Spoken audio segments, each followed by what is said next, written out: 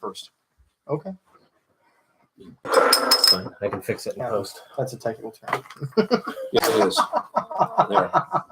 What was the technical term? You You bitch. bitch. Yeah, it is. Seriously. It's a thing. Oh. Yeah, let me do I this love too. he's got good jokes. Mm-hmm.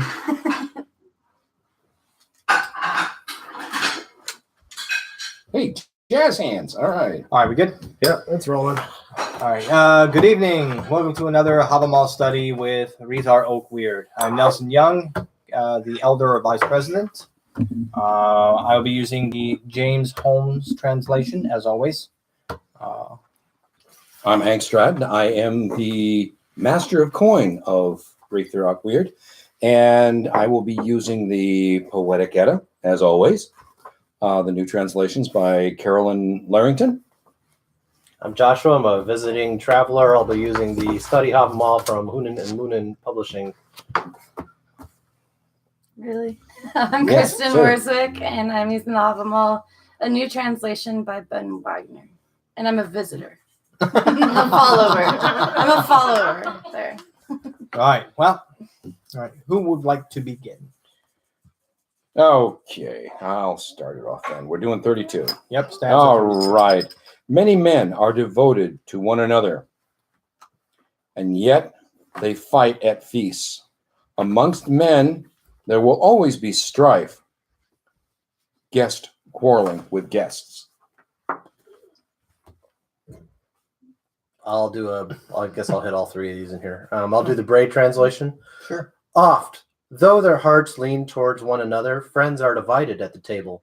Ever the source of strife will be that guest will anger guest. All right. Many a man is being friendly when he teases at the table. There's always strife when the guest clashes with guest. Many men are true to each other, but they quarrel at a meal. That strife will forever exist among men. A guest is hostile to a guest. The Thrope. Many men are mutually well dispossessed, yet at table will torment each other. That strife will ever be. Guest will guest irritate. And from the Bellows, friendly of mine are many men, till feasting they mock at their friends.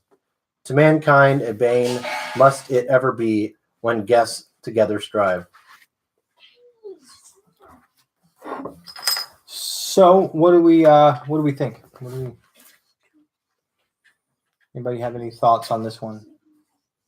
Friends are going to be friends, and there's always going to be some strife. You take your 2 salt tablets and you drive the hell on. Even after everything's done, you're going to be friends anyway. Right. That's the point. You're friends, but you're going to have your differences. You're going to have your different ideas. Sure. And of course, when you're there at the dinner table, at the meal, at the gathering, whatever, you're still going to. Friends are going to have differences. Right. I have different things from you. You have different things from me. Absolutely. Yep. Same as Joshua. Same as Crystal. Okay. Kristen. Mm-hmm. Crystal. Okay. We have our different views, but we have ways that we come together. Right. I agree. Drawing off that, maybe like we all have a lot in common, but also like people that are my closest friends, they will give me constructive criticism. They will kick me down sometimes if I need to be. I'll tell them the truth if I need to. That's a true friend also, is someone who will be honest with you. Yeah, I agree. The main thing is I don't know. I kind of always look at it as everyone's going to have different opinions, no matter what. And we come at this from the angle of a religion that's not organized, right? So heathenry is going to change depending on whose household you're in and what traditions they hold dear versus the other people. Kindred to kindred, family to family, and even region to region, it changed. So there's always going to be strife. But I think the important thing is to move past whatever the linchpin is and try to find something that you can focus on that's worthwhile. Coming together and feasting and eating and drinking and saying, you know what, that's you. Okay. Moving on. I see this from a couple different sides. Mhm. The first side, I'm over here smiling because I think about when all my brothers, we all get together, and obviously we all love each other, but we are probably the meanest people to each other. So from one side of it, I see it, you're just kind of joking around. You got all the friendly jabs and you're just trying to cut each other up because that's what you do. But also, when you get together with groups of people, even though you consider them your family or they are, your actual nuclear family, big differences. Parenting I think is a good example because everyone has an opinion on parenting and no one's is the same. And, it comes down to respecting whose house you're in. So if it's not your child, I kind of overstepped my bound a little bit earlier. I don't view it But- that way, but Well, go back. but if you're in type someone thing, else's house and someone else's and that the homeowners or the parent's child does something and you go to correct it, or if they correct it in a way that you wouldn't like, you should either shut up or get permission first. So it's kind of one of those scenarios that that's one example. There's tons. Got a repairman upstairs making all kinds of noise, but Speaking. yeah.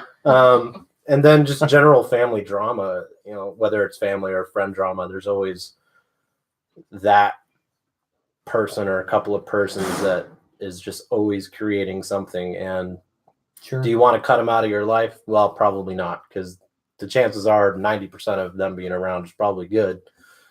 Mhm. But where are you gonna make your mind up on dealing with that other 10%? Either you're gonna talk to them about it and put it in their face, or you're gonna let it slide because you should, or you're gonna let it slide and eventually it'll become a problem. But it's kind of choosing where you're gonna play that all out. I think. I agree.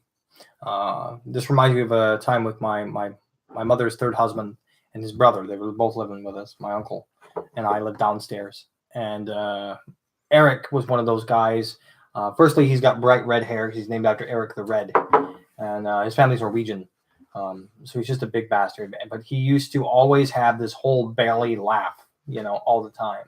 And his brother was like kind of the wet blanket who couldn't take a joke and couldn't stand being picked on a little bit. So even though they were brothers, they were always fighting. But when he got shot and got put in the hospital, it was his brother who dropped everything and drug his ass over there. He was the first one in the hospital room. So even though they fight all the time, and I'm not saying just mouth to mouth, no, they used to fist fight here and there. And even then, he dropped everything to be there for his brother. So, I mean, you want to talk about something that putting all jokes aside and everything else. Yeah. He truly loves his brother. Look at us, okay? Joshua's Air Force. Sure. Your Army. I'm old Army. We have our differences, but yet That's like when they had do we not come back together, Right. It's the same idea. Now, how we can take this from a spiritual level, Sure. I don't know, really. I mean, coming from the fact that I've got all this background in my magic training, which is different from others. Sure. We'll have ways of discussing and disgusting the subject. Can we still learn from each other? Yeah. That's the point.